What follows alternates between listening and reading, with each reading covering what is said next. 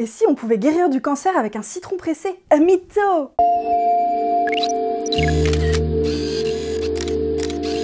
Sacré morceau, la naturopathie. Littéralement, ça signifie la souffrance de la nature, ce qui ne nous éclaire pas beaucoup. Peut-être que les concepteurs de ce mouvement ne parlaient pas le latin ni le grec ancien. C'est en tout cas aux États-Unis au 19e siècle qu'est née cette médecine alternative des mains de deux lurons intitulés John Shiel et Benedict Lust. La naturopathie, c'est un ensemble de remèdes naturels censés aider le corps à se guérir soi-même. Cette mouvance emprunte aux médecines traditionnelles chinoises et indiennes et aux écrits d'Hippocrate, un philosophe de la Grèce antique et père de la médecine. C'est lui qui a créé la théorie des humeurs, selon laquelle notre tempérament serait déterminé par 4 humeurs: la bile, le sang, la lymphe et la bile noire. Par exemple, quelqu'un de bilieux est colérique, il a un corps tonique, il a tendance à devenir chauve, il est compétitif et très exigeant, orgueilleux et ambitieux et il a les mains chaudes et sèches. Quelqu'un de sanguin est au contraire d'humeur gay, il est trapu, il a les mains chaudes et humides, il prend du poids facilement, il est très sociable, convivial et souvent excessif. Ça paraît improbable, voire plus que moyenâgeux, mais ce que je vous dis est une vraie citation d'un naturopathe d'aujourd'hui. Vous vous pointez chez eux, la première chose qu'ils font c'est de mater vos mains potelées et moites et votre crâne dégarni. C'est leur horoscope à eux. Mais enfin bon, l'important dans la naturopathie, c'est la nature. Si c'est naturel, c'est forcément mieux, non ?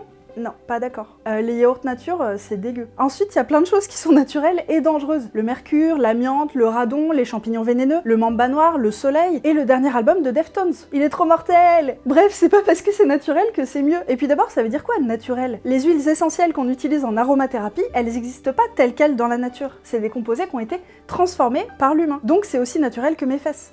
Encore moins en fait. Et pourtant, ces huiles essentielles font partie des remèdes prescrits en naturopathie, mais il y en a plein d'autres. La plus importante, c'est ce qu'on mange, la nutrition. Mais il y a aussi par exemple la réflexologie, c'est quand on appuie sur des points précis déterminés par la médecine chinoise pour traiter plein de problèmes de santé. Ouh mon foie! La psychanalyse, la psychogénéalogie, les exercices de relaxation et de respiration, l'homéopathie, la phytothérapie, c'est le traitement par les plantes, l'ostéopathie et la chiropraxie, l'activité physique, la lithothérapie, les chakras et toutes sortes d'énergies, le sauna et l'hydrothérapie du côlon. C'est quand on vous enfile un tuyau d'eau là où je pense pour vous laver les intestins. Et oui, ça existe vraiment, et non, ne faites pas ça chez vous. Vous n'êtes pas un matelas à eau. Vous l'aurez compris, la naturopathie, c'est le pseudo-science cinématique universe, mais ne jetons pas l'eau du bain avec le bébé qui se fait laver le côlon. Certaines recommandations sont de bonne aloi quand elles relèvent du bon sens. Manger équilibré, faire une activité physique, des exercices de respiration pour mieux gérer son stress, ça, c'est comme ça.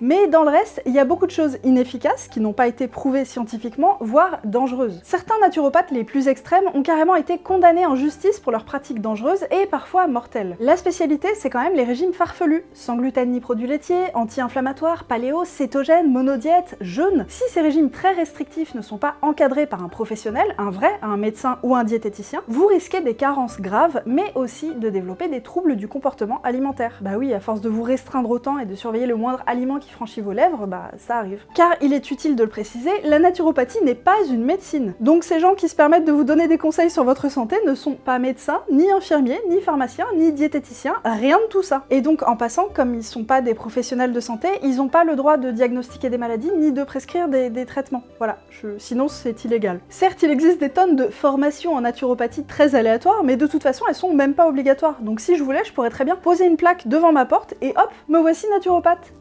Ça fera 200 €. En tout cas, la naturopathie a plutôt bonne presse en France. En 2023, un sondage réalisé par Le Point révélait que 44% des Français avaient déjà essayé la naturopathie. Pourtant, on a vu, au-delà des préconisations de bon sens, les thérapies qu'elle recommande sont rarement efficaces. Alors pourquoi qu'on a l'impression que ça l'est? Eh bien grâce à l'effet placebo. Les naturopathes passent au moins 1 heure en consultation à nous écouter parler et à s'intéresser à nous. Ça c'est un luxe. C'est pas un médecin qui ferait ça, vu comme ils sont obligés d'enchaîner les consultations. Ils nous donnent ensuite des traitements, et qu'ils fonctionnent ou non, on est réconforté parce qu'on se sent écouté et pris en charge. Notre corps est mieux disposé à guérir et donc on se sent déjà un peu mieux. Ça, c'est l'effet placebo. Et quand on y pense, et bah ça colle avec la promesse de la naturopathie, qui est d'aider son corps à guérir lui-même. Mais souvent, notre corps a besoin d'un vrai coup de pouce, du genre des médicaments, un traitement, une vraie prise en charge. Les naturopathes nous orientent alors vers des médecins. Non, je rigole. Au contraire, ils dénigrent souvent la médecine conventionnelle. Les vaccins sont dangereux, Big Pharma nous manipule, ils exagèrent les effets secondaires des médicaments et nous racontent qu'ils ne marchent même pas de toute façon. Ils peuvent aussi nous décourager de nous faire opérer, et certains prétendent carrément que la médecine rendrait malade, dites donc. C'est très grave ce genre de propos. Alors une bonne fois pour toutes, non, on ne traite pas son cancer avec du citron ou des huiles essentielles. Si vous voulez consulter un naturopathe, personne ne vous en empêchera, mais sachez qu'il s'y cache des gourous qui peuvent vous manipuler sans que vous vous en rendiez compte, et qui peuvent aussi vous éloigner de la médecine.